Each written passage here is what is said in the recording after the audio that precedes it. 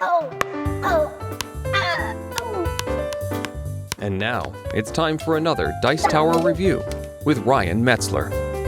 Hey everybody, it's Ryan Metzler here again, and today we're going to take a look at a game that draws some inspiration from Scrabble and some from poker and some from Rummy and all over the place.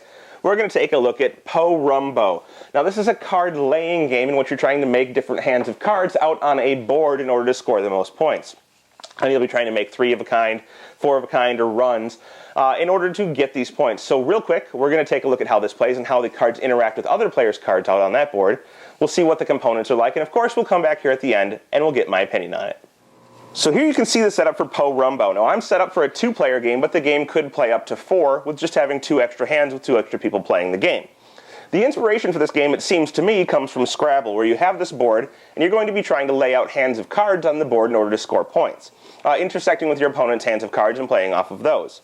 When you play your cards, each card you play is going to be worth 10 points. So the bigger your hand and the more natural your hand, the more points you're going to get. Because cards that are wilds don't count for extra points.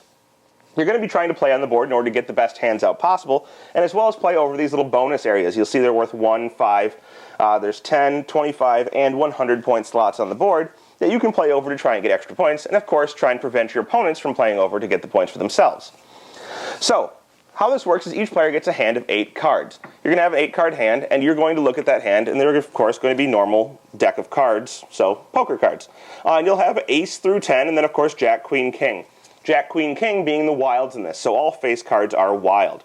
For each card you play out on the board, you're going to get 10 points. And then, the better your hand, the better the multiplier will be, so the more points you'll get for playing a better hand.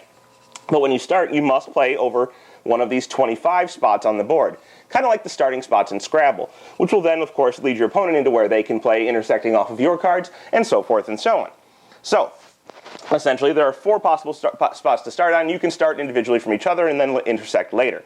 But you're trying to make specific hands, and they're all outlined in the rulebook. There's essentially 3 of a kind, 4 of a kind. There is a straight flush of 3, a straight flush of 4, a straight flush of 5, and then you have 5 consecutive cards, so just a normal straight and a normal flush. And these all have multipliers for the hands. So, for example, a 3 of a kind natural 999 is multiplied by 1. That would be 30 points plus whatever bonuses you have out on the board. 4 of a kind is multiplied by 2. So if you had 4 of a kind, that's 40 times 2 is 80 plus the multipliers out on the board. And then the other ones are 1 or 2, and then a couple of them are actually 3 multipliers. Only one of them, the straight flush of 5 cards, is a 3 multiplier, which of course is 5 times 3 is 150 plus your bonuses out on the board. In order to play this, you're going to first start the timer. You have that long to make your hand out on the board. I believe this is a 1-minute timer.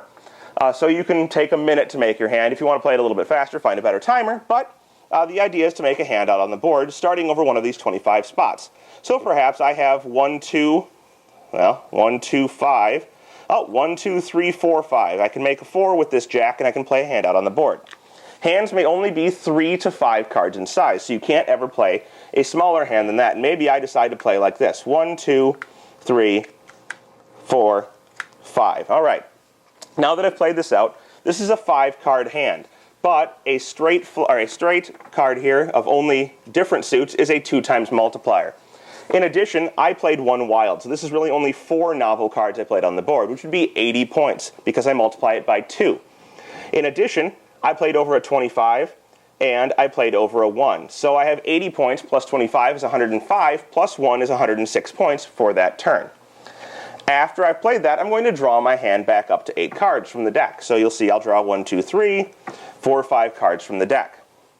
From this point, the other player would then start their turn. Of course, I'd flip this back over, and they'd now have a minute for their turn, and they'd look and see what they have. So they have 10, 6, 8, 9, all of hearts, and then they have some other stuff here that I'm not going to worry about.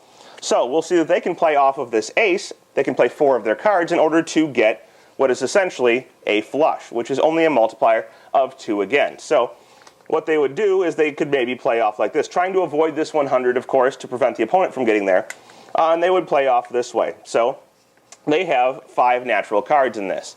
5 natural cards in their run here is going to be worth 50 points. Times 2 is 100, so they did a little bit worse than the first player who managed to play over bonuses, but of course they played more cards, and it's more natural. So not great for them, they scored less, but they did get rid of some cards, and they were able to draw new stuff in order to create a new hand. Now you're going to keep on in this manner, either starting a hand that intersects with another player's and never having more than 5 cards in a row, or starting off of one of these spots that's open, this one now being dead because no one can play off of it because it would make a 6-card hand. So only these two are now open. But you're either going to start here or you're going to intersect with another player's, trying to make the best hand possible in order to score the most points possible in order to be the winner. Well, there you have it. That is Po-Rum-Bo from anywhere between 1 and 4 players. I haven't played the single variant, but the 2 to 4 player game is pretty much the same idea, with each player having their hand of cards and building out onto the board. Now, I really like the concept of this game. I like the idea of playing cards out onto the board and then interacting with other players' hands in order to get better or higher scoring combinations of cards. However, I think the implementation in this case falls a little bit short, and it's because of the way that the board is built out. So you have those 4 starting spots, and you have 5, 4, and 3 card hands. And if you make a 5-card hand, or several 5-card hands, you can never make an extension of those hands out on the table. Once something is 5 cards in a row, you can never make it 6 cards in a row, which really creates dead spots on the board. Now, you are allowed to start new from the green spots, but eventually you're going to have many, many dead spots on the board. And by eventually, I mean like turn 3, there are spots on the board that you're never really going to be able to play to. Now, if you're a Scrabble player, you'll know that there's often the idea of making areas of the board either inaccessible to your opponent or accessible to yourself but inaccessible to your opponent. So, for example, the 100 points in the corner, you don't want to lead somebody into those. It may be better just to block off that entire side of the board in order to prevent somebody else from getting there. But that really limits this game. Now, the addition of the jacks, queens, and kings as wilds kind of frees this up a little bit, but you're still only able to extend off of 3 and 4 card hands, never able to extend off of 5 card hands, which really does deaden the board out a little bit. So I really like the concept. I just think that the implementation falls a little bit short. That is Po-Rum-Bo. A great concept, maybe not the greatest implementation. Thanks so much for watching the Dice Tower videos. Find more great videos and reviews, as well as our top-rated audio podcast at Dicetower.com. You can also find other great shows at DicetowerNetwork.com. I'm Eric Summerer, and you've been watching The Dice Tower. The Dice Tower is sponsored by Cool Stuff Inc., where you can find great games for great prices. Cool stuff in stock. Check them out at CoolStuffInc.com.